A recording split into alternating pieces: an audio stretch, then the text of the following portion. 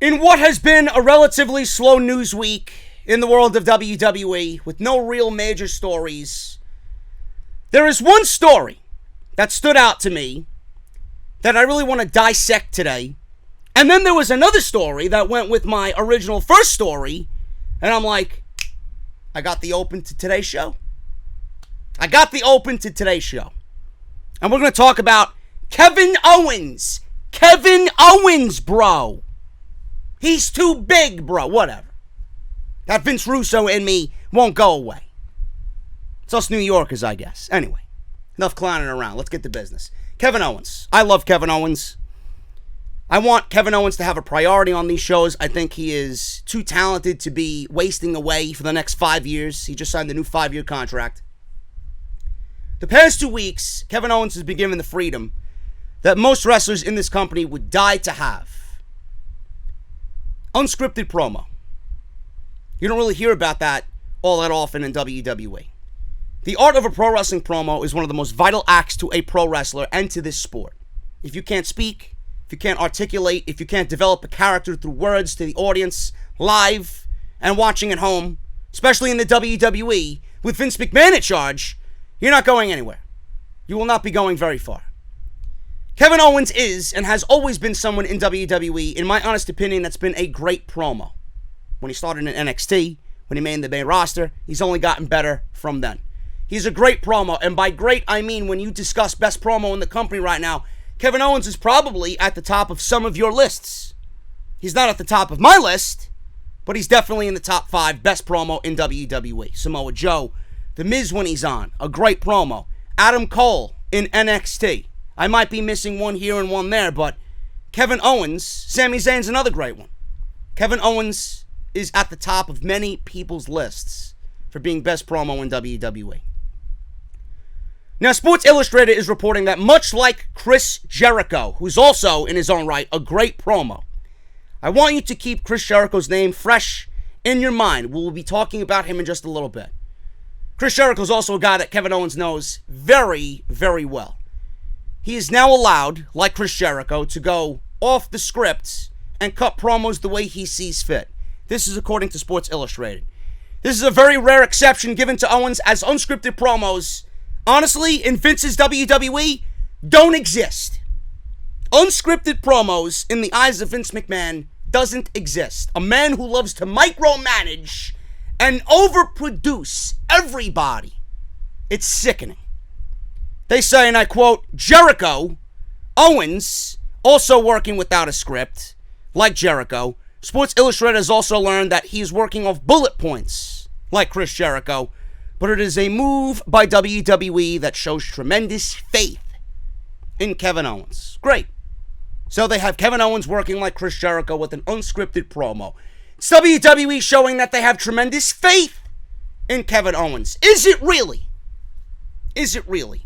Or is it WWE now picking up the pieces from the failures that they brought upon themselves, and it's them now following the industry leader in AEW? I don't know, folks. You make that assumption. But I'm going to make you open your eyes right here with this open. This is a great move. I don't care what you say about it. This is a great move. I have absolutely zero complaints about Kevin Owens going unscripted on Monday and Tuesday nights. But honestly, realistically, Kevin Owens is only one man. Kevin Owens is one man of many on a WWE roster that is full of talent. I'm not saying everyone has the ability to do what Kevin Owens does. I'm not saying that everyone should be granted such a luxury like Kevin Owens, especially if we know that they aren't good promos to begin with. But I do have some concerns about all of this, and rightfully so. The unscripted promo idea has been something that the community and the fans have expressed needs to be brought back to television, especially on Monday nights. The age-old quote, I always hear it when I talk about unscripted promos or when unscripted promos are brought into conversation in general. Would you ever script Stone Cold Steve Austin or Dwayne The Rock Johnson? The answer is no. We all know they worked off of bullet points. You can't do that with that type of character. Now, that gets mentioned all the time, and not everyone has the charisma of a Stone Cold Steve Austin or a Rock. It's something that, in my eyes, would make the shows much better and give the shows something that they desperately need.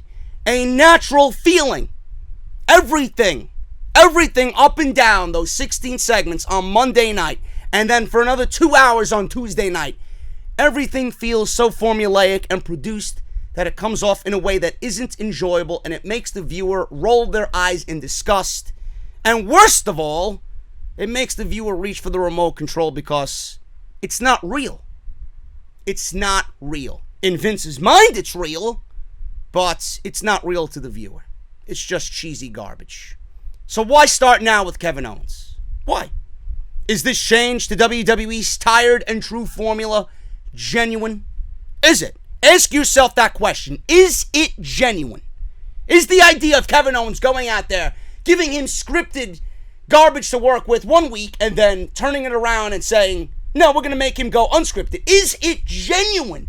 Do they really want to do that? Is it just Owens that will be granted this luxury? And if so, why only Kevin Owens? Now, remember Chris Jericho. We talked about him. He went off the script. He went off the script at Fight for the Fallen. He conducted an interview that resulted in an attack by Adam Page. The promo Jericho cut was unscripted. All Elite Wrestling has already put it in its own mission statement that once they hit TNT, most of what you will see will have a natural, unscripted, organic, real, sports-like feel. Now, I don't want to make comparisons because people get upset, but there's no avoiding it. The AEW effect is 100% real, folks. It is real, and it's happening. Don't you find it funny how All Elite Wrestling wants to push forward with their vision, and it's now being reported this week by Sports Illustrated that WWE is now doing unscripted promos, at least a start of unscripted promos, with Kevin Owens? If you knew that was a glaring issue to your overall presentation and product, why wasn't it being done before All Elite Wrestling became competition? Doesn't anyone in WWE realize that a real person's emotions are what people gravitate towards? Why did Daniel Bryan find so much success in 2014? Because he was real. You didn't present him as something that he was not. He was real. Real emotion, people looking at Daniel Bryan and finding a similarity to their real life at home or at work. That's why he was as over as Stone Cold and The Rock dating back to the Attitude Era. Interview anyone who is getting ready to play the biggest game of their life.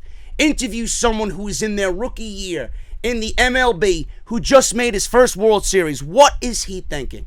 Do you want to hear some scripted garbage from upper management come out of his mouth? Or do you want to hear that man's joy, passion, and pride for simply being a part of something not many people have a chance to do? Why would you script anyone in that manner, especially in WWE with a big match moment, a big title match, or a big show leading to WrestleMania? Where is your desire to make your shows better simply by wanting them to be better out of that sheer pride?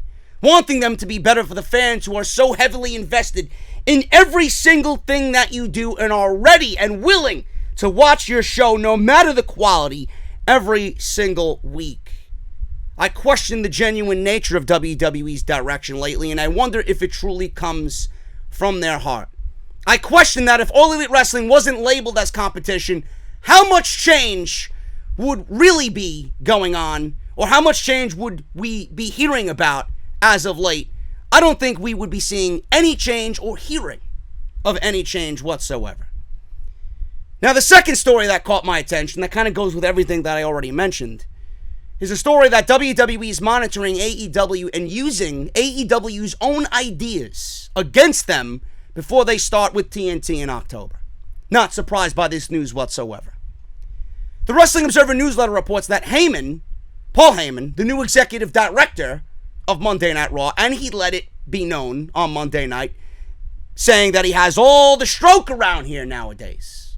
That was blatant, folks, right in your face. Heyman is trying to make Raw appear as a real wrestling show with sports in mind. Therefore, if someone is injured 1 week then they might not be fine the next week. This is a huge departure. I find this laughable, to be honest with you. There is a huge departure from the previous norm where superstars would show up the next week after a big match or a destructive spot inside a steel cage or a ladder match or Hell in a Cell and appear as if everything was 100% fine.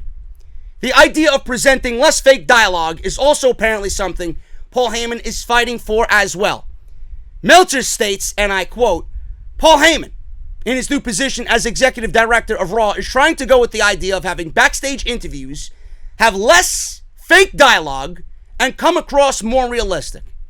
And that there would be more consequences, especially with AEW promising the idea that wins and losses will matter, and that angles won't just be forgotten and dropped. And if someone gets hurt one week, then they won't be fine the next week. End quote. I find this to be laughable. I really do. Now, Paul Heyman is just one man. This is Paul Heyman. One man. How many pro wrestling minds does WWE have employed that currently sit there in their cozy positions, whether it be an agent or a producer or upper management, a creative writer, someone who sits at the right hand of Satan himself, Vince McMahon? How many people does WWE have employed currently that couldn't realize everything that was written in this article? Was anything that I just mentioned of a foreign language to you? Everything that's been written in this article is the basis of what I do every single week and get shit on by people who don't understand the vision of where this company needs to be. Logic. Common logic. Paul Heyman wants less fake dialogue and wants to be more realistic. Paul Heyman wants consequences with match outcomes depending on type of match. If someone is hurt badly enough, either showing the injuries or not showing up at all the next night. He wants wins and losses to matter. I laugh. This all of a sudden, as we eerily draw closer to AEW on TNT, right? Yeah, just one of these random ideas that's going to be thrown out there by Paul Heyman. How much of that has to do with AEW? Everything. In this change, is it genuine? Is it genuine? Is it coming from the WWE's heart? Or is it because they don't want their shows to be shown up by the new guys in town, down in Jacksonville, Florida? Would these small, necessary, and clearly obvious changes be made if All Elite Wrestling was not around at all? Again, it all reverts back to my original question. If this is the known issue, and the issue of many, why wasn't it being done with the people who you have in place right now on Monday and Tuesday nights? Everything I mentioned is basic, fundamental, professional wrestling. And it was being overlooked for the entertainment purposes of one man in Vince McMahon. And let me tell you, folks, we are not entertained. Vince has built his empire on sports entertainment because he thought he was in the clear with the rest of his life to live as the only dog in the pro wrestling town. He was more obsessed with being a visionary who wanted all of the accolades and praise instead of being the man up top, selfless, and using what he has with the roster of guys that he has right now and the roster of men and women that he has assembled to take him where he needs to be. His selfish behavior, his narcissism, has now put him in a position where the WWE is laughed at, mocked, ridiculed, and constantly under scrutiny for the decisions that they have been making for years, only to now fumble around trying to fix what they thought would be accepted because they were the only ones doing it. They were the only game in town. During Wrestling Observer Live this week, Dave Meltzer discussed Fox's meeting with their affiliates that took place this week. It is being reported that WWE is to be referred as a sport and no longer entertainment. This falls in line with the idea that WWE will be part of Fox Sports and their programming, and that the talks of NXT going to FS1 will certainly intensify. Dave Meltzer says, and I quote, "They want everyone, all the stations, to report WWE as a legitimate sport and not entertainment. they're going to start promoting the 20th anniversary of SmackDown, which I presume is the October 4th episode, and they're going to have a lot of surprises on that show, end quote. WWE is sports entertainment, but now Fox just wants them to be referred to as a sport. The day and age of sports entertainment is dead. Vince's vision is dead. I don't want you to tell me what I'm watching. I don't want WWE to tell me what I'm watching. I can be entertained by sports and a sports-directed product that does not insult my intelligence. Reason why I enjoy NXT every single week. Everything that Vince McMahon has done to make WWE stand out by being sports entertainment is ultimately being changed to fit what the WWE has been all these years, while being hidden under that ridiculous banner. And it brings a smile to my face because it shows what Vince McMahon has to ultimately go back to, something that he abandoned, and in my eyes, despises: the spirit of professional wrestling. It's time to embrace it, Vince. It's time to embrace pro wrestling once again. It's what brought you to the dance, that, and mixed with your creativity when you were of a right mind. It's time to realize that you've been coasting for far too long without someone to tell you where you were wrong. Fox is stepping in and telling you what we have all been telling you every single week. Go back to the basics.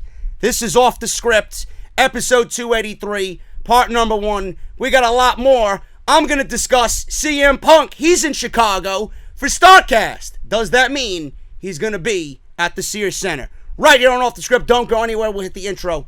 I'll be right back.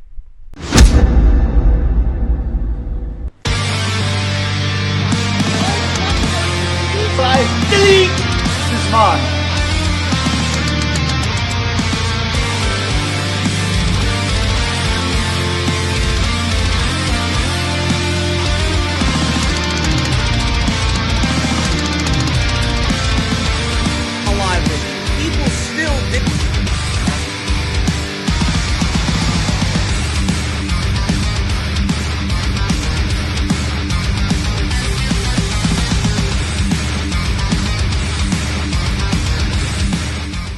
Thank you guys so very much for joining me right here on the podcast. This is Off the Script, episode 283, part number 1, to start your weekend off the only way I know how, by delivering the best podcast right here on YouTube in the wrestling community. We got a lot to go over today. CM Punk. We're going to talk about CM Punk, his announcement for Starrcast in Chicago. What does it really mean? Because I hear and I see a lot of chatter about whether he's going to be inside the Sears Center for All Out. I will give my opinion on that today. WWE has announced Smackville, Lameville, unnecessary. Special event announced for the WWE Network. We'll go over what this entails for WWE. That's happening at the end of the month. I guess more content for you guys. And I got a ton of post-Extreme Rules news, plus some news and notes coming out of Monday Night Raw. We got a whole weekend's full of podcast right here on Off the Script, man. Make sure you guys hit that subscribe button if you're new around here and you enjoyed the open. If you're a first-timer here and you enjoyed my point of view on the opening story, hit that subscribe button down below.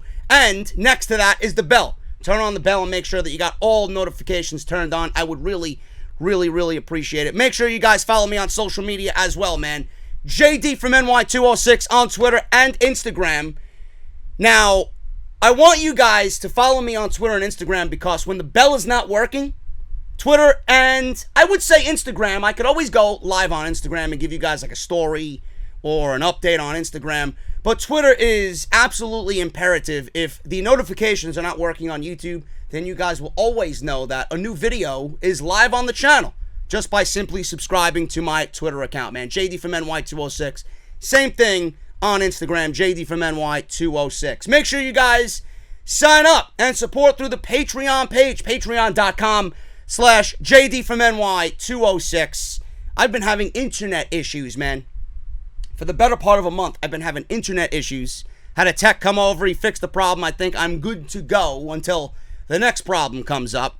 But You guys have been awesome. I know some of the uploads, like last week, did not get up until very, very late. I think I uploaded part 1 last week around 1 a.m. in the morning on Saturday morning. It was dreadful. It was terrible. It was something that completely threw me off my game. Don't want to have that happen. Couldn't get the audio versions for the Patreons up in time. So you guys are up to date on everything. Just wanted to make sure you guys were aware of what was going on. But patreon.com/JD from NY206. You guys sign up. You're going to get early access to Off the Script. You guys are going to get audio versions of Raw, Smackdown, NXT, and any Off the Script extras that I do every single week. It saves you on bandwidth, and you guys can take me wherever you want, man. So that's great as well. You will not find that stuff on Spotify, iTunes, or Podbean. Patreon.com/JD from NY206.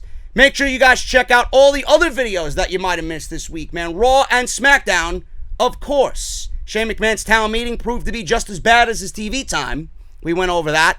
And Matt Riddle. Remember those Goldberg tweets? Killian Dane sure did. Matt Riddle was punished. Nobody's going to tell me otherwise, man. Killian Dane destroyed Matt Riddle on NXT this week. If you guys missed my Extreme Fools, a.k.a. Extreme Rules pay-per-view review, that's live on the channel from Sunday as well. And Bray Wyatt makes his debut as The Fiend.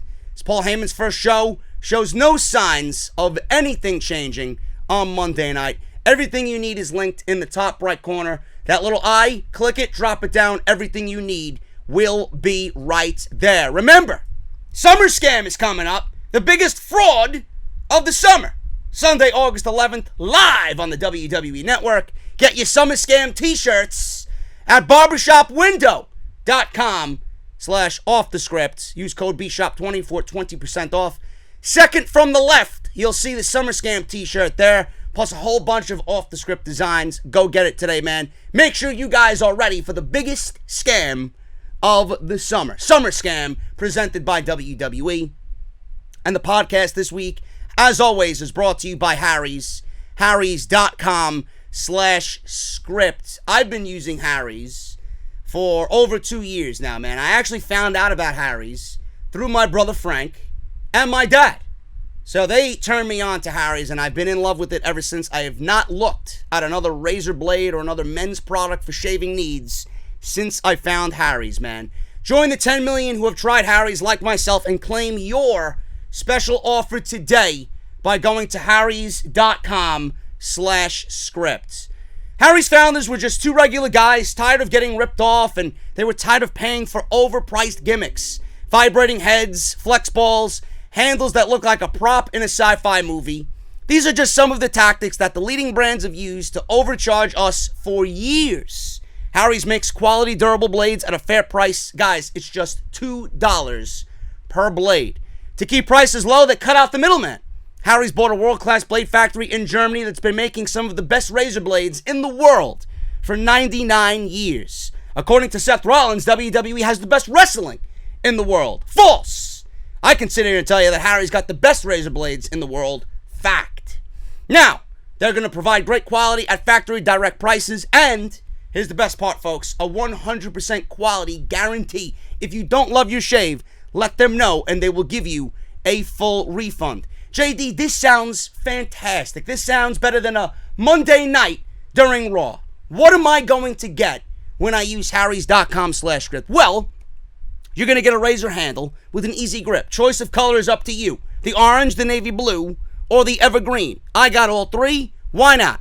5-blade razor with a lubricating strip and a trimmer blade for a close, comfortable shave.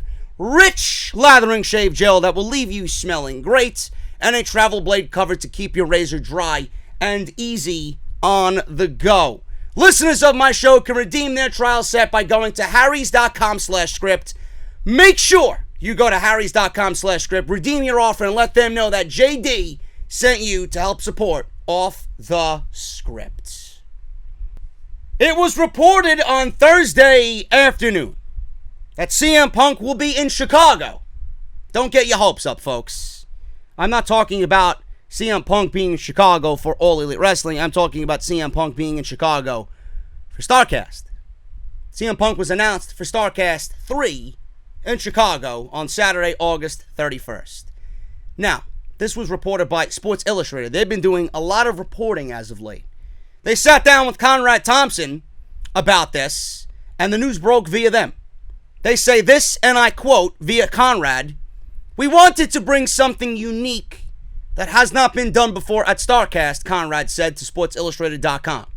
"I've always wanted to have Punk at Starrcast, but the timing was never right, and I'm really excited that the stars have aligned for this to happen in August," end quote. He went on to add, "Fans are going to get what they've wanted for a very long time, and that is CM Punk with a live microphone. It's going to happen at Starrcast. Knowing the weekend will be attracting fans from all over the world for AEW, and since I normally only do one signing a year," says CM Punk, "it's going to be a great way to maybe meet people that normally I wouldn't get a chance to meet otherwise. Looking forward to meeting everyone there." Very simple, very direct, very CM Punk-like. He didn't give any clues. He didn't jump the gun here on being with AEW. But that didn't stop people from speculating and talking. All the chatter I heard on social media was ridiculous on Thursday afternoon. Now, the story also mentions, blatantly, that Starrcast is independently run, and this does not necessarily mean that Punk will be appearing at All Out, but that will not stop fans from speculating, especially since Punk is friends with Matt and Nick of the Young Bucks, and Tony Khan has said publicly that Punk was the first name he wanted to sign for All Elite Wrestling. I think that has a lot of weight to it, folks. If you don't think CM Punk and Tony Khan are friends, then you might be living in an alternate universe. Those two are cordial with one another. I don't even need to know. And I know CM Punk would go to All Elite Wrestling, and Tony Khan would get his number one free agent. Do I think it's going to happen? It all depends on CM Punk. We don't know what he is thinking. The only person that knows what CM Punk is thinking is Phil Brooks. I don't know. I made a bold prediction about CM Punk several weeks ago that I do believe he will be inside the Sears Center. I will be inside the Sears Center. I hope to see history.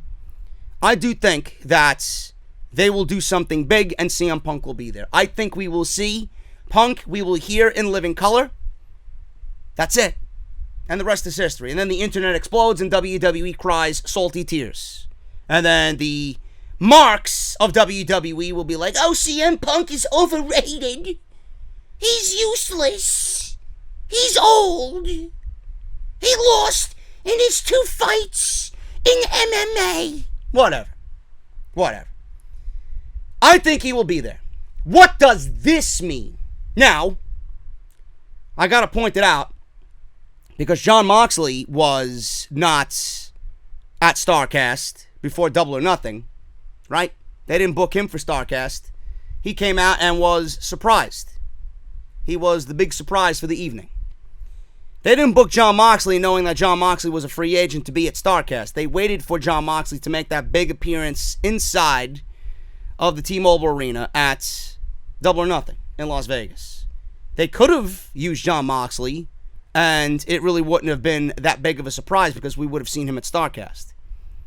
But Jon Moxley was coming off a fresh, expired WWE contract. CM Punk has been retired for over 7 years. So, it really isn't the same thing, but kind of is the same thing. Where Jon Moxley didn't want anybody to know what he was doing because he was freshly off an expired WWE contract. And he complained about his, I guess, debut. Remember when he came back from injury, they kind of ruined his return by having Seth Rollins saying that I'm going to have a lunatic in my corner at SummerSlam against Dolph Ziggler. He didn't like that.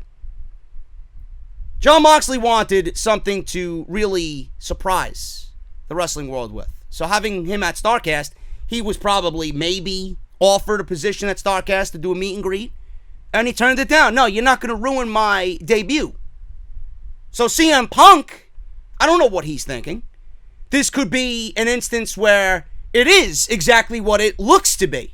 Them squashing all the rumors of CM Punk and CM Punk squashing all the rumors of him not being affiliated with All Elite Wrestling.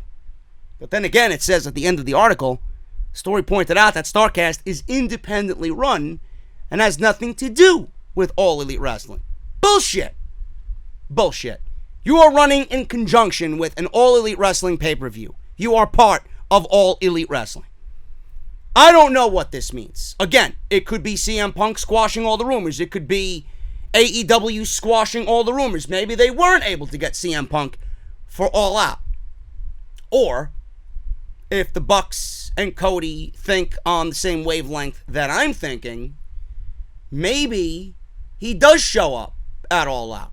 And this is just them toying with the fans' emotions.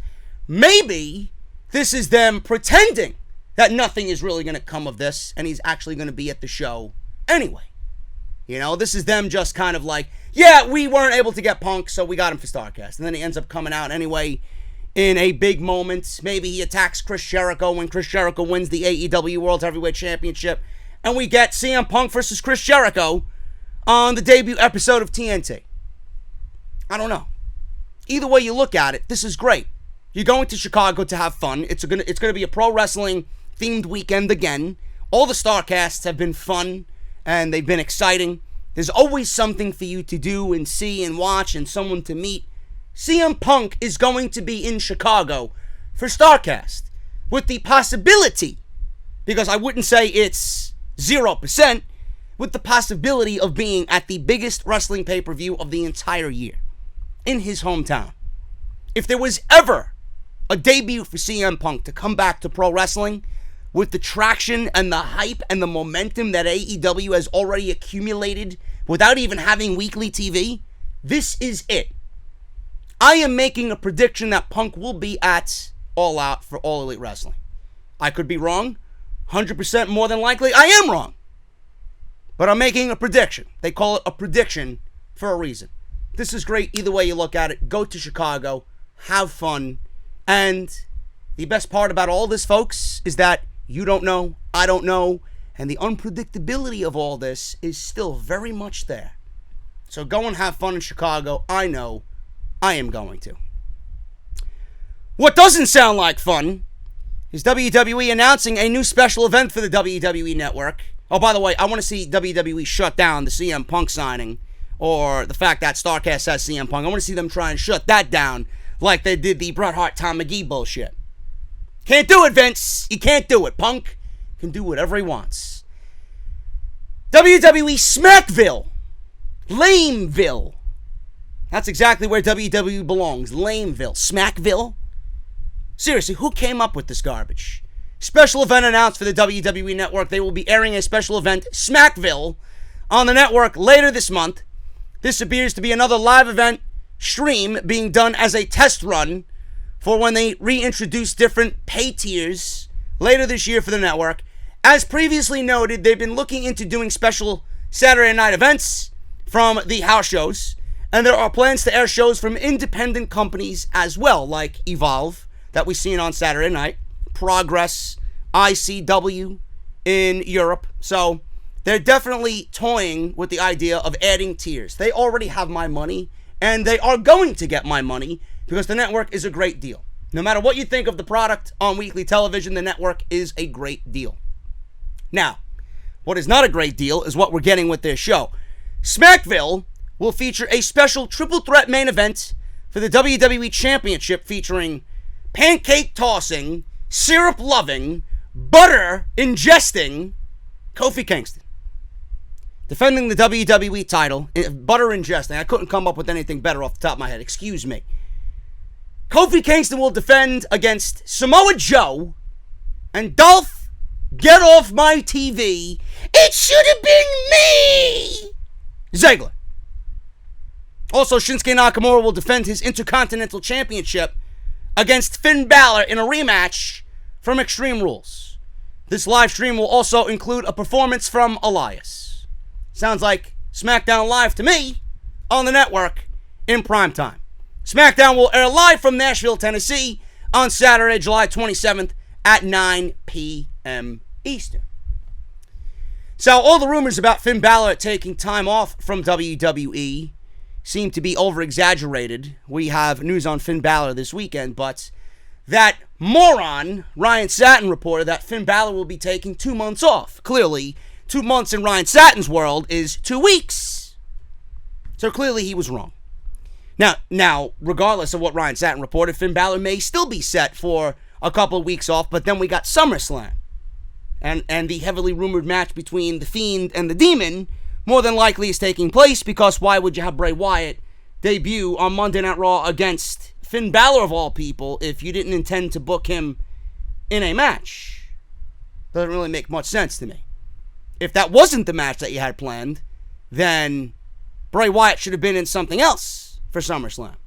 So Finn will be at SummerSlam, and more than likely will be taking that time off for himself and for personal reasons, which we will talk about this weekend after SummerSlam. So clearly he will be there and not winning his Intercontinental Championship back. I don't know what this means. I don't mind more content for you guys. A review on this would be beneficial to me and you, right? But if this is merely them testing out, getting tiers together for the network, then fine. But what we have here is nothing more than a waste of television time. Quality over quantity clearly doesn't exist in this company's mindset. I don't need to see Kofi Kingston against Samoa Joe and Dolph Ziggler. So what you're telling me is that Samoa Joe on pay-per-view was a loser. Dolph Ziggler on pay-per-view was a loser 3 times. Not once, not twice, 3 times to Dolph Ziggler. To Kofi Kingston, rather, was Dolph Ziggler. Samoa Joe lost at Extreme Rules in a very underwhelming WWE title match. And he's been a loser on WWE TV. So now what you're doing is taking these 2 losers who lost to Kofi Kingston individually to put them in a match with Kofi Kingston in a triple threat so that they lose collectively. That's all I see. Shinsuke Nakamura versus Finn Balor? Fine. I don't mind it. I think they could put on a great match if given the ring to do so and the time to do so. A performance from Elias? Please. I'd rather watch Snail's Race. Give me a break. Why does everything have to include a musical performance by Elias? All that means is a musical interruption from Elias. Who's going to interrupt? The Miz, right? And then they'll probably lead to a 2 out of 3 falls match live on the network. Just exactly what I want to see. This is a waste of time, folks. If it's WWE getting themselves ready to test, as meaning testing running house shows and then performing them on the network, fine. But as far as a viewer standpoint goes, this is nothing more than a complete waste of time. Oh, but if you don't like it, you don't have to watch. I'm going to anyway, for the sake of what I do for a living. So yes, I'm going to watch. I'm just merely stating that it's a complete waste of everybody's time. And the matches that they've introduced here for this thing don't really jump out at me as must-see. Quality over quantity. Now, if WWE wanted to test maybe a Saturday night's main event, or possibly putting that on USA or NBC Universal, that's what they should do. I wish that they would go back to doing that and eliminate half of the pay-per-views that they got on the monthly calendar, or the yearly calendar per month. I wish they would get rid of all that stuff. Get rid of these B-level, C-level, D-level pay-per-views and include a Saturday night's main event that could be in between those big shows. But they don't think that way. They don't think that way. The WWE Network is giving away SummerSlam, TakeOver, and Clash of Champions for 99 cents, folks. 99 cents. They're asking you to sign up for the network for 3 months for 99 cents. Normally, it was get the month for free when you sign up, and then they bill you if you want to stay on, $9.99 thereafter. 3 months for 99 cents. That's exactly what these pay-per-views are worth. Not TakeOver, but the main roster pay-per-views, that's exactly what they're worth. 99 cents. The booking and the creative on these shows is worth 99 cents. Probably less than that. So, that's where WWE is nowadays. They're desperate for subscribers, and this is just another mindless hour of WWE Network television for no reason. Instead of making things count and making things feel special, they're giving away what we usually see on Tuesday night. If we're not excited about what we see on Tuesday night, what makes you think anyone's going to have anything good to say about Smackville? Ridiculous. I got news coming out of Extreme Rules. Post-Extreme Rules news here. WWE. How many matches did they have for Extreme Rules? 12? 13? It was looking more and more like a SummerSlam card than anything. I was thinking maybe 5 hours, 5.5 hours for this show. Thank God we didn't. It was pre-show at 6, show at 7, and it ended before 11. Great. Great. I didn't mind that at all. But it's still too long. A show starting at 6 and then ending at 11 is still too long. Now, WWE announced 2 matches for Extreme Rules the day of the show. The day of the show. Some build up there, WWE. You really got this thing down packed. Dave Meltzer explained WWE added 2 more matches during Wrestling Observer Radio this week. For those who didn't see any new matches coming, turns out that those 2 matches weren't new for WWE because they already had them planned out, per se. Now, he says, and I quote, "You know the story of those matches? Because remember when I said during the week that no new matches would be added? So what happened was, now I know what to ask, and I asked, are there any new matches the day of the show that were going to be added on Sunday? The answer was, we're going to make that decision on Wednesday night, the previous week. So Thursday I asked, and there were any new matches, or were there any new matches going to be added? And they said no. So what happened was these 2 matches, they had 12 matches lined up already and hadn't announced them. So these 2 matches were already on the books. I just didn't know what they were. So it wasn't like they were added on Wednesday. Nothing was added on Wednesday. Dolph Ziggler and Owens, Nakamura and Balor were programmed for the show for weeks. They just never got around to announcing them. So that's the story on the whole thing. He said it was not like WWE to add 2 matches because they always had 12 matches planned. It was simply a miscommunication, as it was put. Really? WWE had a miscommunication? Are you kidding me? They added these matches because they don't know the concept of quality over quantity. No show, including WrestleMania, should have 12, 13, 14 matches. None. I don't understand that logic. This is WWE simply miscommunicating between whoever's in charge there. Sure it was. I don't know why these 2 matches... Now, the Ziggler-Owens match went 15 seconds. You couldn't do that on Tuesday night? You couldn't put Nakamura and Balor in the main event of Tuesday night on SmackDown with Nakamura winning the title to go off the air? You had to put it on the fucking pre-show? Why? In what world is the Intercontinental title on the pre-show? Would you ever watch New Japan Pro Wrestling and see the United States Championship on the pre-show? Would you see the IWGP Intercontinental title on the pre-show? No! So why is it being done here? Why do you need to continue to bore your fans and make them more exhausted at the end of the night by adding 2 matches that are meaningless in the grand scheme of things, instead of booking your shows to feel a little bit more important on Tuesday night?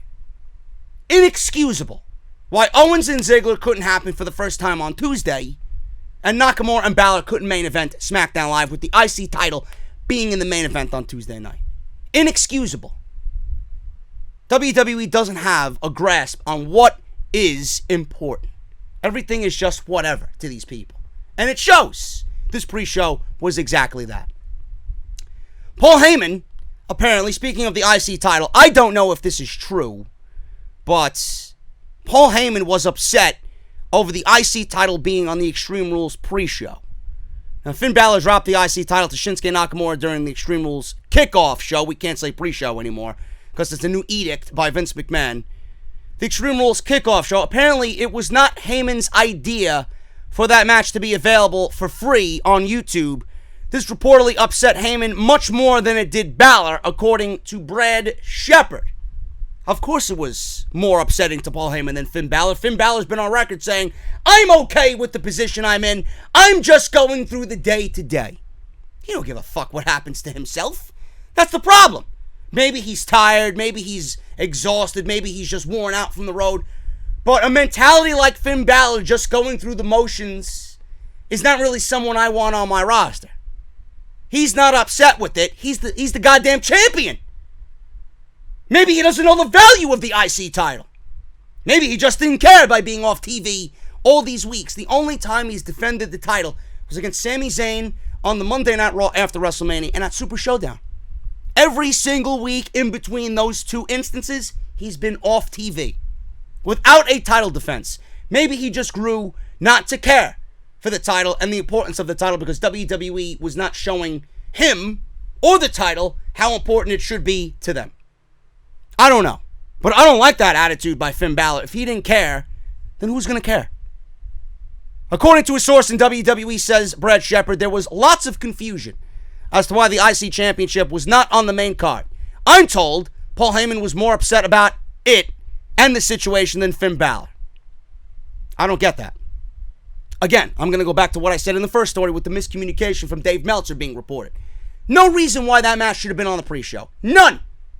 In fact, you could have put another match on the pre-show. You could have put that women's match with Bayley on the pre-show with Alexa Bliss. But God forbid we do that because Alexa Bliss doesn't deserve the pre-show treatment.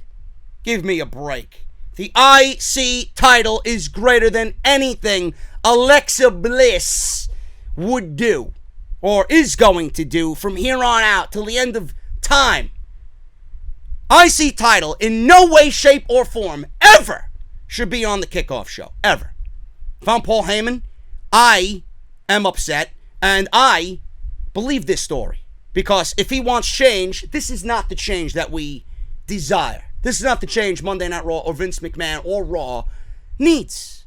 The IC title needs to be on a pedestal as something important. You have a lot of mid-card talent on this roster that should be vying for that title. Not everybody's ready for a main event title, like the Universal title or the WWE Championship. So this is what you need to make the most important thing to those types of guys, like the Alistair Blacks and the Buddy Murphys and the Mustafa Alis and the Finn Balors, the Nakamura's, right? The Andrades of the world. That should be their world title. The IC title needs to get back to a position when it was in the early 90s. It needs to be that title that you give to someone who you deem the next in line to be the man, the next world champion. It seems like the Money in the Bank briefcase has kind of overtaken what value the IC title used to have. Every time someone is a Money in the Bank briefcase holder, they are deemed the next in line, the next world champion. More times than not, the cash-in successful. That used to be the Intercontinental Championship. We need to get back to that. And it's a damn shame, and it's very depressing. It's very disappointing that titles in WWE are so worthless that they're putting a title with the prestige of the Intercontinental Championship on the kickoff show. Should never be the case. Now, speaking of the kickoff show, Tyler Breeze was on social media during Extreme Rules and reacted to accusations of WWE making superstars defend them against AEW. Tyler Breeze heard the smack talking after Extreme Rules or about the Extreme Rules card, and he had to comment on what he was seeing on social media. He said that it shouldn't matter where the match is as long as it's a good one. He said it shouldn't matter where the match is as long as it's a good match. After all, Finn Balor and Shinsuke Nakamura had a decent match at the pay-per-view. He says, and I quote, "I don't know why people get disappointed when a match is good on the pre-show. I would put on an awesome match on the pre-show to not only give it more time, but also to entice people to stick around for the main show." End quote. Sounds like a very political answer if you're Tyler Breeze, or if you're a fan reading Tyler Breeze's tweet. I don't like that. I would put on an awesome match on the pre-show to not only give it more time, but also entice people to stick around for the main show. One fan came back and made a solid argument that putting the IC title match on the kickoff show was a short-sighted idea. Then Tyler Breeze replied saying, "I guess they should both quit then." End quote. Then another fan replied with a rather controversial observation as he seemed to change the subject a little bit while still remaining in the conversation. I quote, "I think his nonsense is part of the new defend the company thing." This idiot obviously can't type because this is exactly what I took from Twitter. "I think his nonsense is part of the new defend the company has, where they're supposedly going to have social media and superstars defend the company on social media with AEW coming," is pretty much what he wanted to say. If I read you exactly what he wrote, then I'd look like a fucking idiot. Tyler Breeze didn't avoid this subject at all. In fact, he might have answered a question we had about WWE telling their superstars not to mention AEW and defend their own company.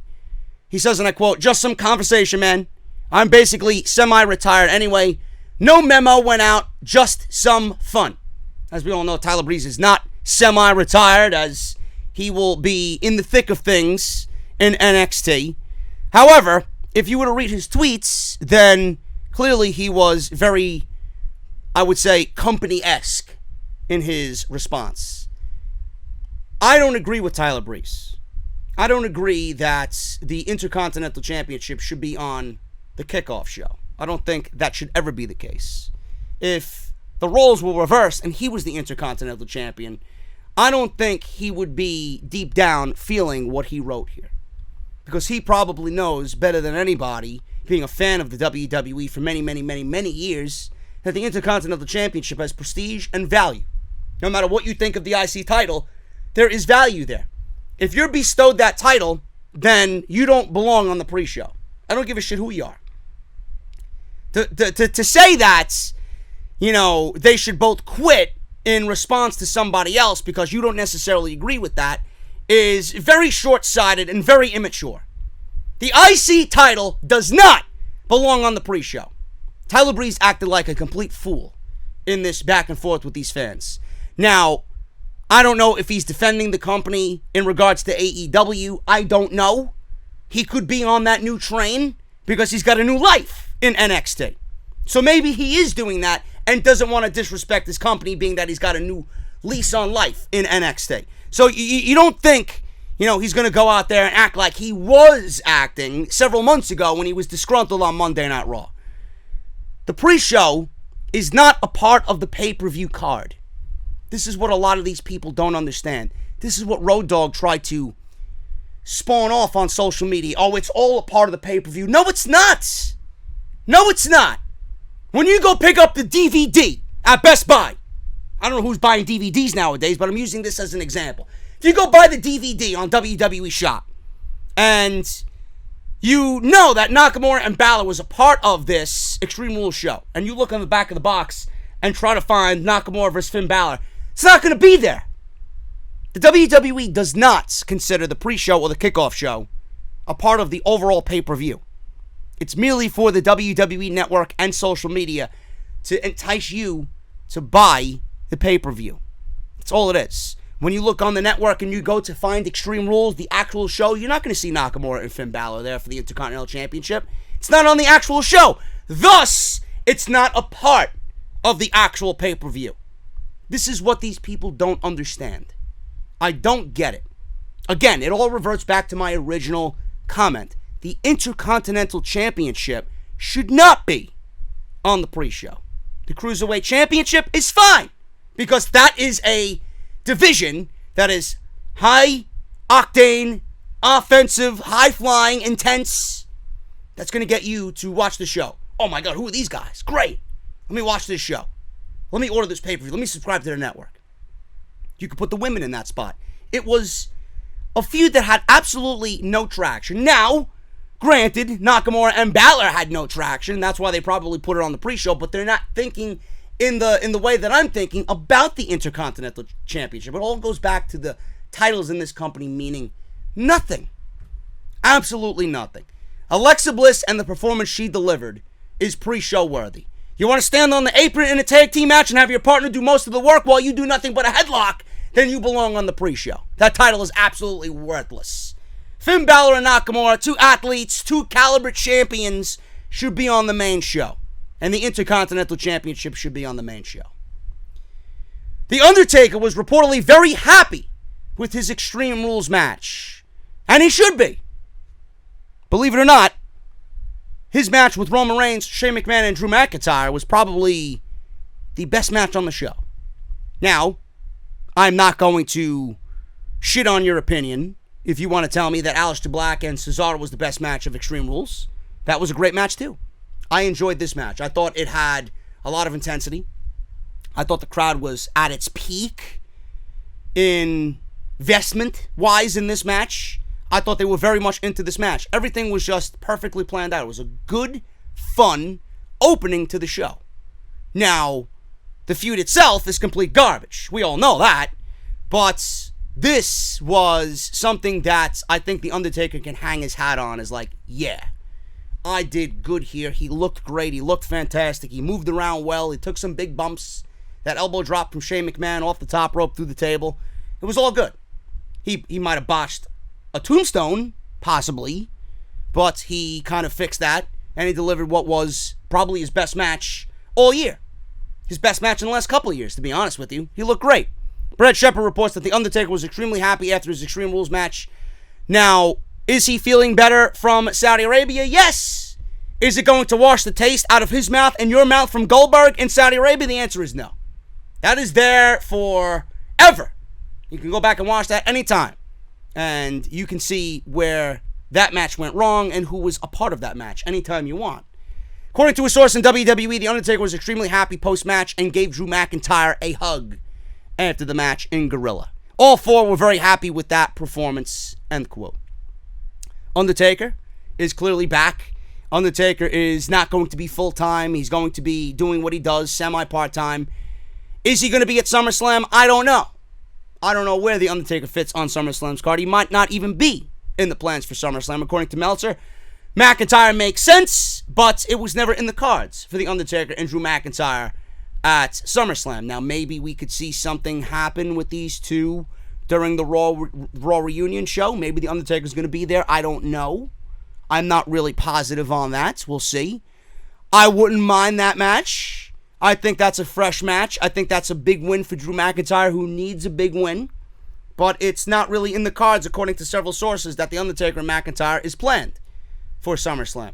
I also heard reports of The Undertaker and Baron Corbin at SummerSlam, which I would absolutely love to see, because I would love to see the people's reaction. Oh, Baron Corbin's a great heel. Then I want to see them book a match with Corbin and The Undertaker, and then I want to see those same people, rant and rave about how great a heel Baron Corbin is. They'd be the first people to complain that Baron Corbin doesn't deserve a match with The Undertaker. And the world goes round and round on social media. Cretins. I was very happy with The Undertaker. I was very happy for The Undertaker. I know that's a man in Mark Calloway who prides himself in the work that he does.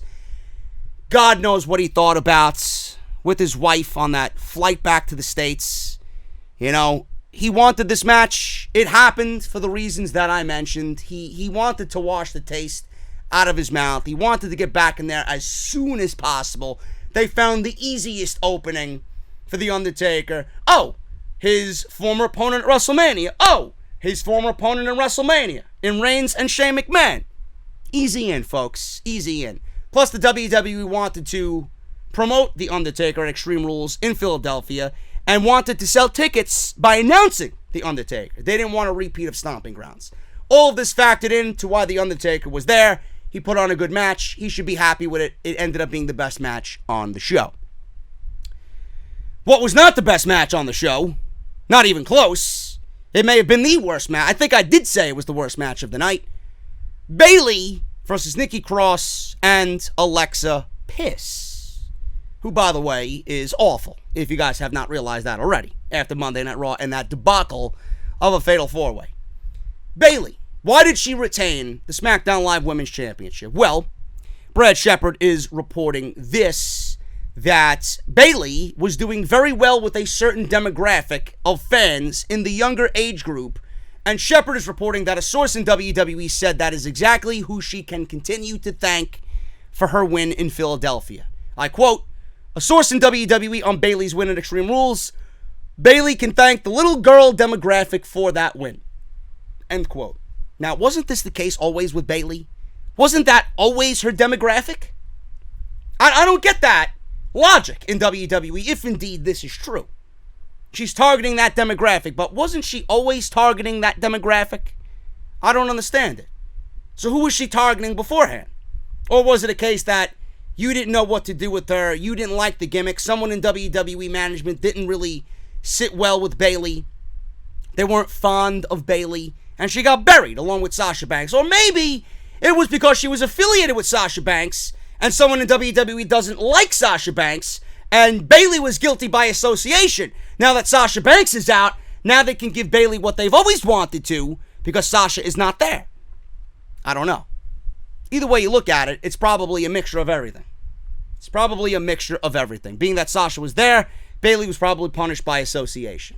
Because when Sasha was there, they both collectively complained about their position in the company. Now that Bayley is not there and she is the champion, or Sasha is not there rather, and Bayley is there by herself and now she is the champion, now things seem to be a little bit more on the upswing for Bayley. I don't know. But she always targeted that demographic. She targeted that demographic in NXT. People on the main roster were calling her the female John Cena upon her impending demotion to Monday Night Raw. So I don't get that logic. She was always a part of that demographic. Now she's got Ember Moon coming up. Ember Moon happening at SummerSlam for the SmackDown Live Women's Championship. How genuine is that matchup? Is that something that just came out of plans of months and months of build? No. This is merely, like I said on Tuesday, a bridge for Charlotte to walk on. So when Bayley beats Ember, Charlotte is there waiting. This is just something to get the SummerSlam card fleshed out. If Ember Moon was really in the plans, then Ember Moon would have had much more momentum, a couple more wins under her belt, so that she could really go out there and say, I earned this, I deserve it. From what I see, it's merely WWE putting on a match for the sake of putting on a match because they haven't really visited that match yet, and they have nothing else better at the moment until they give it right to Charlotte. If they gave it to Charlotte at SummerSlam, then WWE knows they would be overly scrutinized about putting Charlotte in another title match, especially after she spent all month with Andrade as he suffered a couple of family issues with deaths in his family to his mother and his aunt. Can't do that. It would be ridiculous if they did that. So they're going with Ember, and Ember is only going to be a bridge to Charlotte, and then WWE more than likely is going to give Charlotte a 10th title reign. Again, I ask and I question WWE's genuine nature in this. They should have really built this up as something special, and it's just coming off as just another match. Now, all we can hope for is that they give these women 20 minutes to potentially tear the house down. Last time Ember Moon was a part of a SummerSlam weekend was against Asuka, and she failed to capture that women's championship in NXT. Best women's match of that year. Bayley has fond memories of SummerSlam weekend in championship matches. She was against Sasha Banks in one of the best women's matches of all time at the first TakeOver. Now, she's here in Toronto at SummerSlam, not vying for a championship, but now defending the championship. Give these women time and they will steal the show. I'm excited for it, but I can't be fully invested in it because WWE has put little to no investment in Ember Moon. It's just one of those things that happened and merely came out of nothing. I wish WWE would put more effort into building these matches and making them mean something and feel special. WWE is actually making Alistair Black's Black Mass feel special, as they reportedly are going to book him as being the next Randy Orton as RKO. RKO is the one finisher in WWE that is one of the most protected in company history. Black Mass is going to be the next RKO. Now, Black was able to defeat Cesaro at Extreme Rules and then again on Tuesday, which is typical WWE. We all enjoyed the match on Sunday. WWE seen the social media reaction to it, so what do? In lazy creative fashion, they book it right back again on Tuesday because of what happened on Sunday and the social media reaction. You sly devils! You silly fucks! Now, Black was able to defeat Cesaro with the Black Mass, and it appears that WWE is really putting over Black's finisher as well with his new push. Brad Shepard reports that WWE is expected to let Alistair Black keep winning with his Black Mass, and it's very much going to be a one-hit KO, much like Randy Orton's RKO has been used in the past. He says, and I quote, "I was also told to expect Black Mass to be a one-hit quitter for a very long time, similar to the RKO," end quote. So, Cesaro and Alistair Black brought a big fight feel to Extreme Rules. It was not much else on Tuesday. It was kind of watered down on Tuesday because we've seen it already on Sunday. And they didn't do half of what they did on Sunday. So it was just booking out of sheer laziness, like I said. Now, this is exactly what I've stated in the past about Alistair Black. All you have to do is have him win, and have the Black Mass be built up as something that when it connects, you know that match is over. Nobody should kick out. Nobody should even tease kicking out. Once it's hit, it's over. And don't use it in a match unless it's the ending of a match. Alistair Black, the gimmick is there. The intensity is there. The character is there. Everything about it, the in-ring ability is there. Everything that Alistair Black possesses is a future WWE champion in the making. And he's got the finishing move to back it up.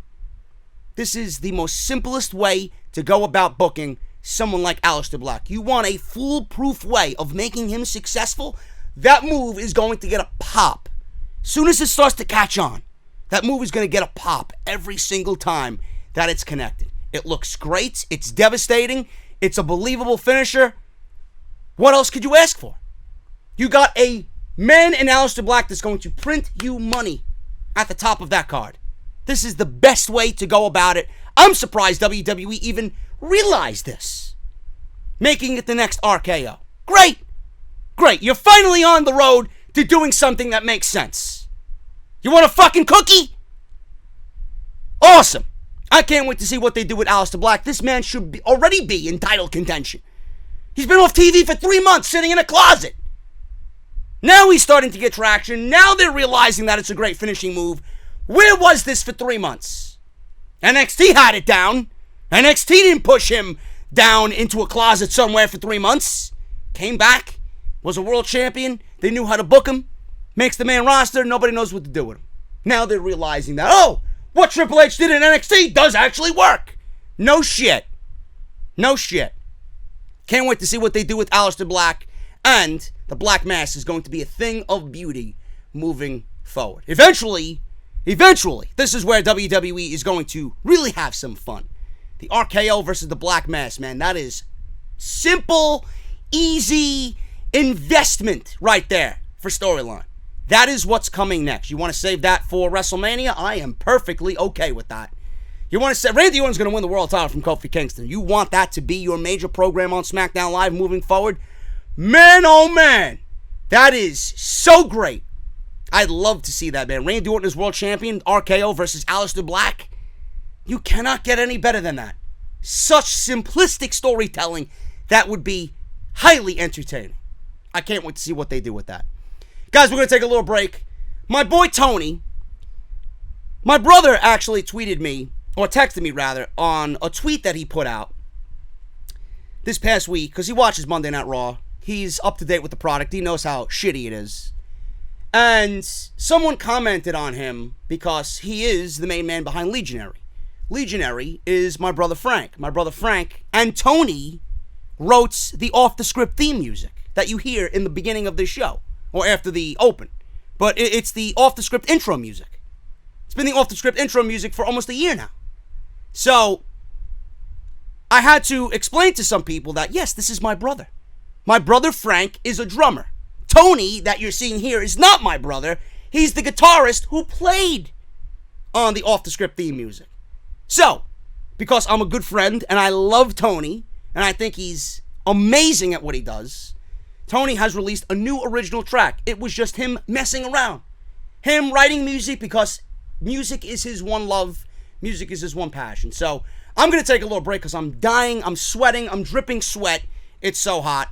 I'm going to give you guys a preview of Tony's music here. Another new original track by Tony of Legionary and Condition Critical. Stay tuned, guys. Off the Script, we'll be right back. I got more news on Braun Strowman signing a new 4-year deal with WWE, and major news on who is behind the Raw reunion. All this to come, so much more on Off the Script. Let's hit Tony. I'll see you guys in a little bit.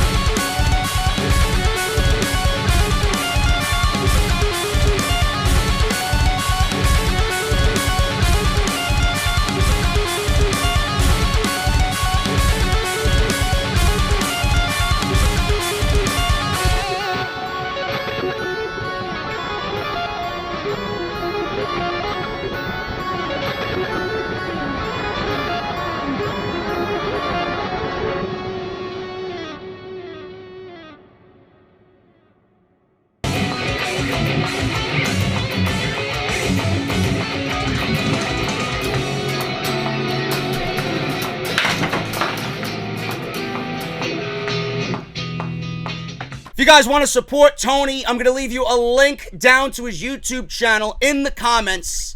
I'm going to pin it down at the very top. Make sure you guys go and subscribe for more original content from Tony. I want to thank him, and I want to thank everybody for supporting not only him, but Off the Script. Braun Strowman, WWE's resident lame monster, who apparently is now reprising the role of the Kool-Aid Man. Braun Strowman signs a new multi-million-dollar 4-year deal with WWE. Did you expect anything less from Braun Strowman?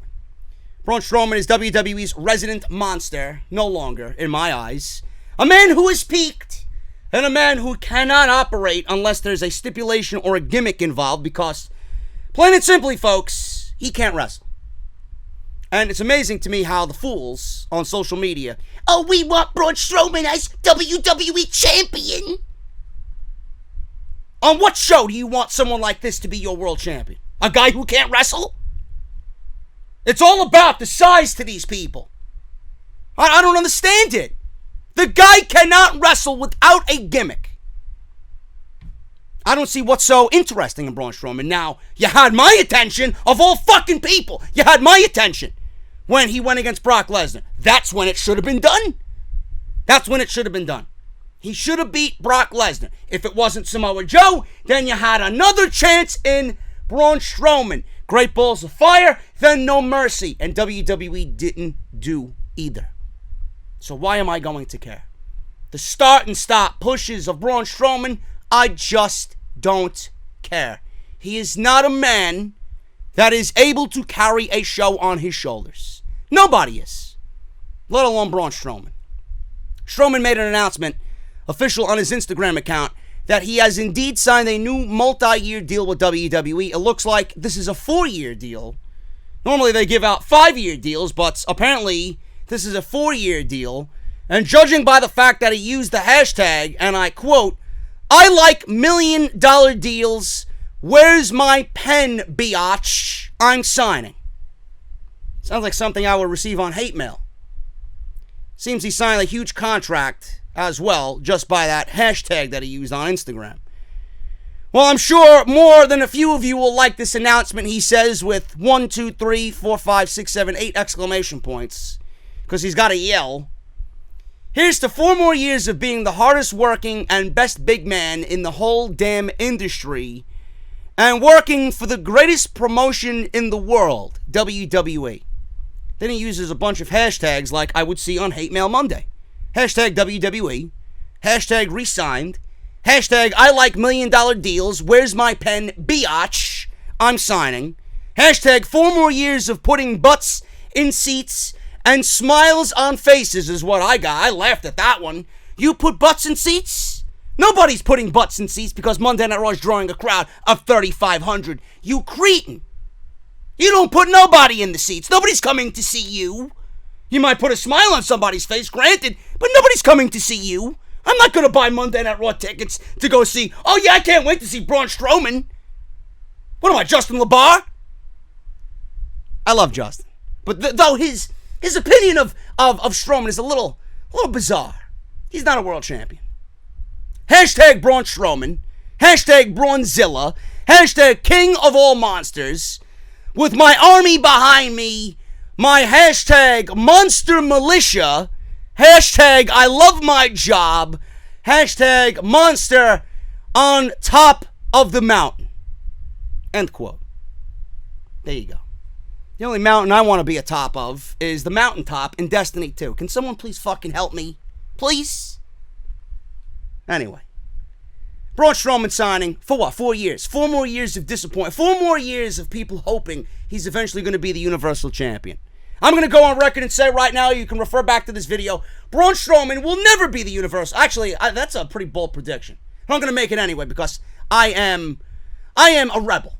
Braun Strowman will never be Universal or WWE Champion in the 4 years that he signed with WWE. There you go. Making a bold prediction, just like the CM Punk prediction, at All Out, right here on Off the Script. Raw Reunion.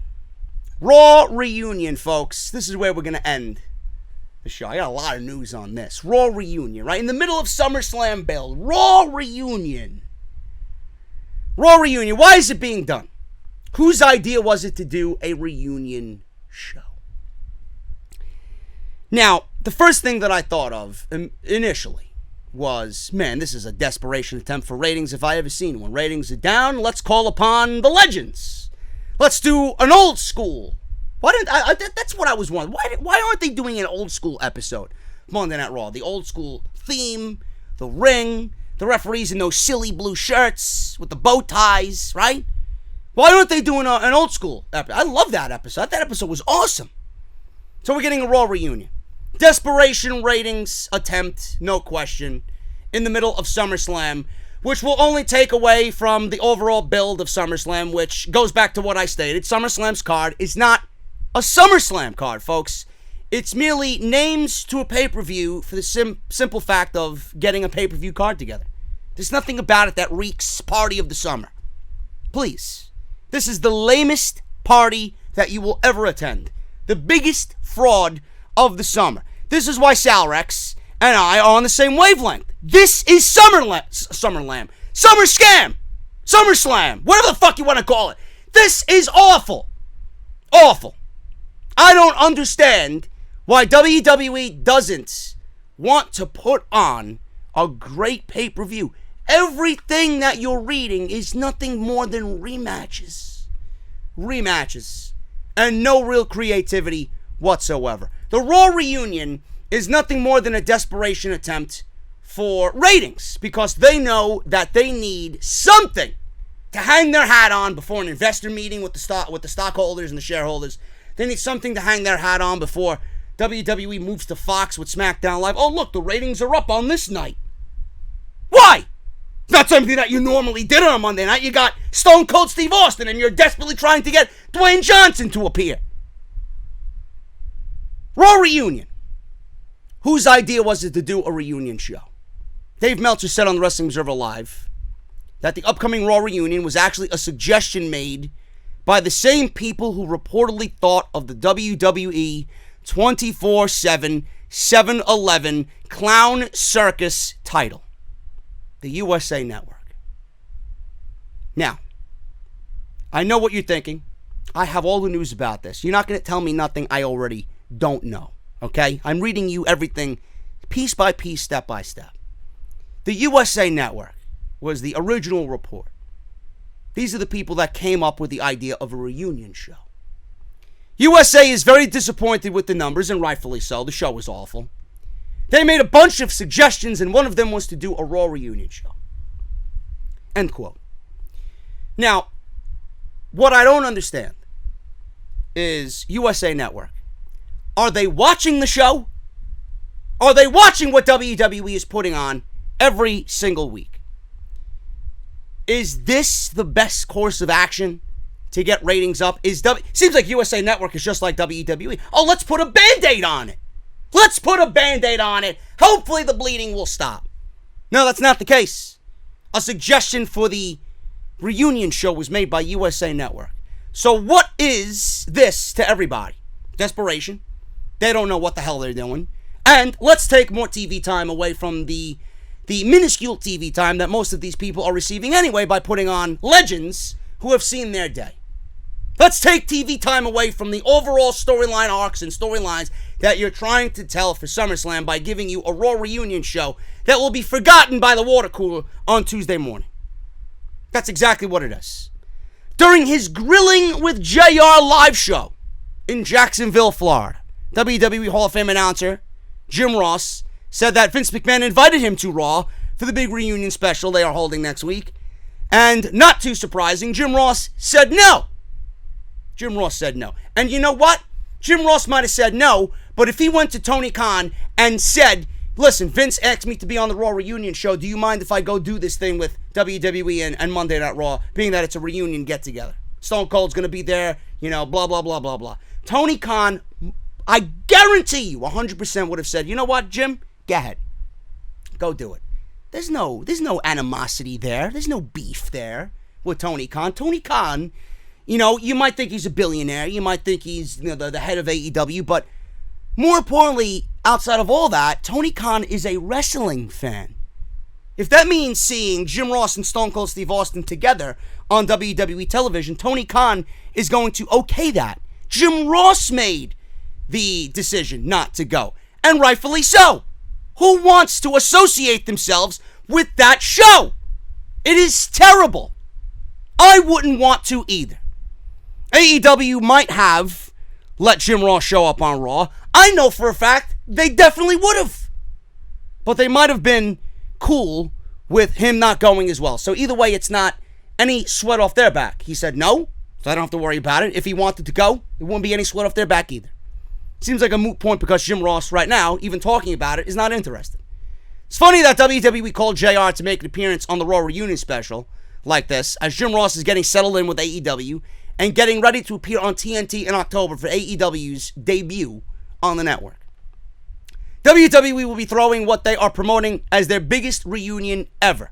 Yes, because Raw 25 is something that we forgot just last year, right? The biggest reunion ever, the 25th anniversary of Monday Night Raw, the biggest get-together of all time. Never happened.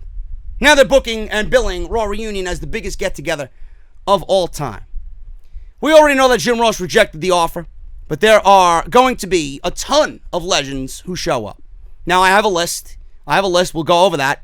Dave Meltzer said during the Wrestling Observer Live this week that he was asking about who is expected at the Raw Reunion special, and whenever he asked, I should say, about a name, he was told there would be 35 or more. Therefore, we should be expecting an absolutely packed show with WWE legends.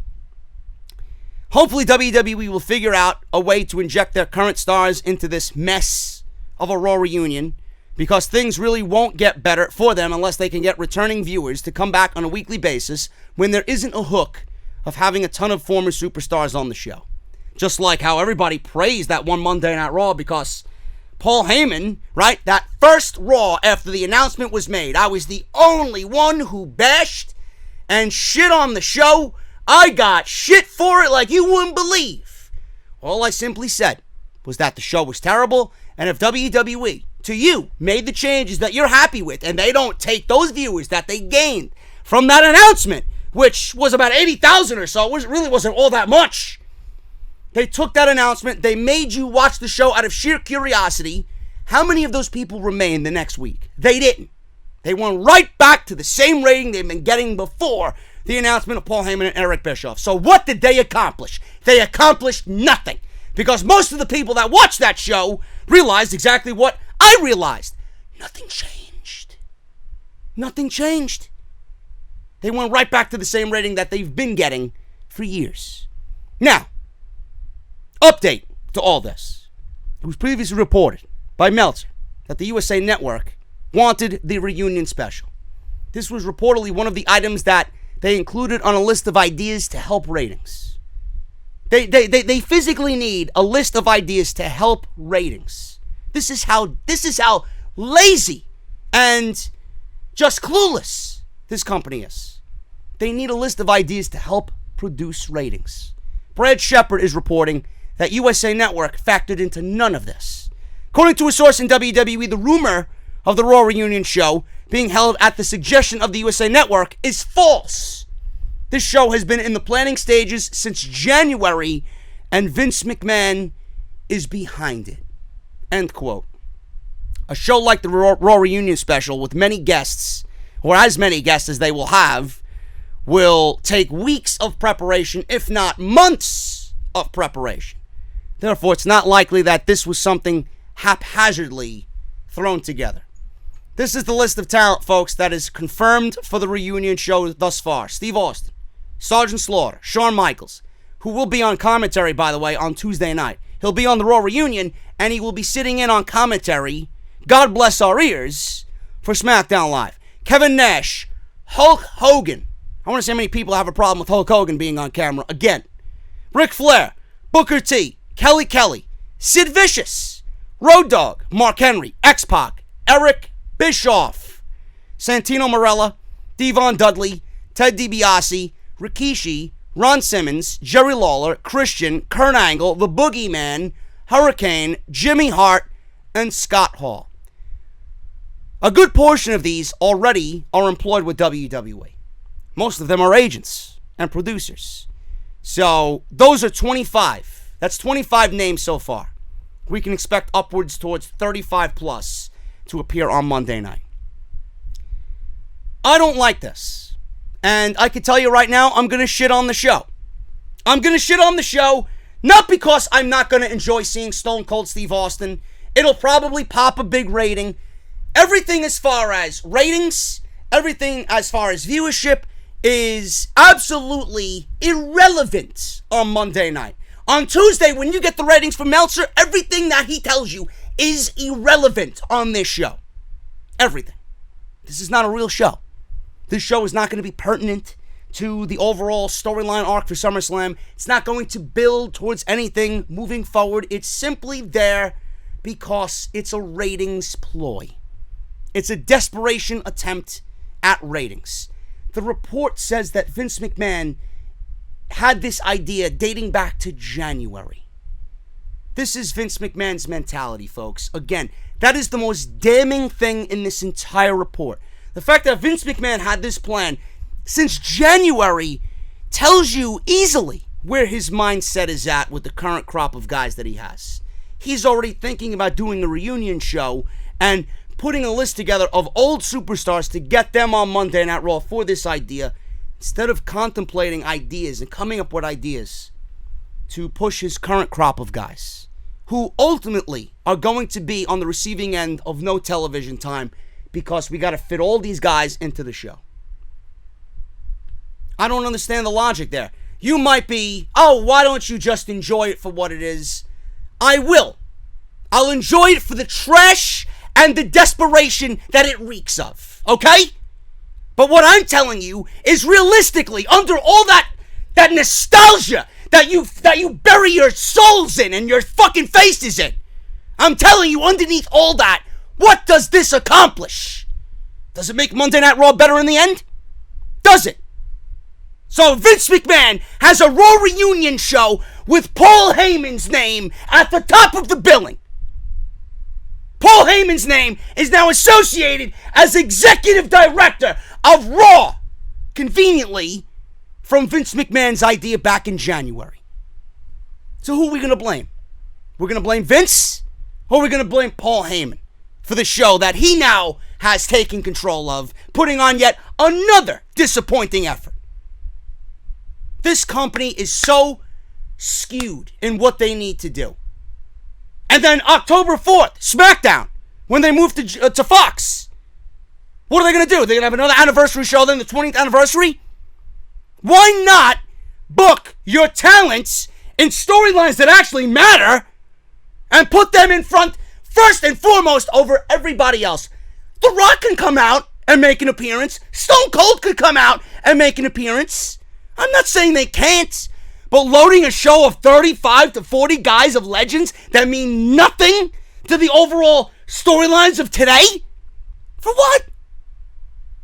You're blatantly pushing everybody that you've built up. Everybody that you've entrusted with the future of this company. You pushed away for a week of a ratings ploy. To please investors, to please the network, to please Fox executives before you move to SmackDown Live in October on Fox Sports. Why? You are so skewed, and your idea of future does not exist. This is a terrible decision. Raw 25 was one of the worst Monday Night Raws in existence. Now you're doing it all over again, under a different name, billing it as the biggest reunion of all time. Blow me. Blow me. I'm coming on here Monday, and you can already anticipate what I'm going to say. That ends Off the Script today, man. Thank you guys so very much for all your support. I had a very difficult time getting this show recorded because I woke up and I had a cup of coffee before I recorded. And it actually made me feel a lot better. I don't know what was wrong with me today. Woke up with the worst headaches. Woke up just really fatigued. It's got to be the weather. It's just miserable. It's going to be fucking terrible all weekend. But I woke up and I didn't think I was going to get a recording done on Thursday night to give you guys early access on Patreon and YouTube. But I'm glad that I did, and I feel better now. But today was just rough, man. today was just completely rough. I even went to the beer hall to go get a beer and a hot dog. And I figured that maybe it's something that is hunger related or food related. Maybe I got hunger headaches. I don't know. I don't know what it was, but it was just a terrible day, and I'm glad I got this for you. Very happy with the way the show came out, and thank you guys so much for all your support, man. If you guys did enjoy this video, please hit that thumbs up. Hit that thumbs up. Show your appreciation for what I do here, man, every single week. And if you guys are new around here and you've listened to this point of the show, and you're new and you want more, please hit that subscribe button, man. Down below, I'm going to leave you a link not only to my channel to subscribe to, but I'm going to leave you a link to Tony as well. If you enjoy good music, if you enjoy talent, and someone who has a passion for music like Tony does, give him a subscribe, leave him a comment, tell him that I sent you over to his channel, man, on his new video. You'll see it right there in the video section. It'll be the first thing that pops up. So thank you guys so very much for all that, man. Follow me on social media at JD from NY206 on Twitter and Instagram. At JD from NY206 on both Twitter and Instagram. Harrys.com/script. You guys got all the videos you need. If you missed any of them, Extreme Rules, Monday Night Raw, SmackDown Live, and NXT. All there for you this week. Go and check all of them out. And I will see you guys right back here on Saturday for more Off the Script, man. We're going to dive into Monday Night Raw. Ton of stories coming out of Monday Night Raw. Ton of stories coming out of SmackDown Live. You guys got a lot of news coming to you this weekend, so don't go anywhere, man. I'll be back on Saturday with more Off the Script. Until then, like I said, hit that thumbs up. Subscribe if you're new. And thank you guys so much for the support. I will see you right back here on Saturday for part 2 of episode 283. I'll see you guys later.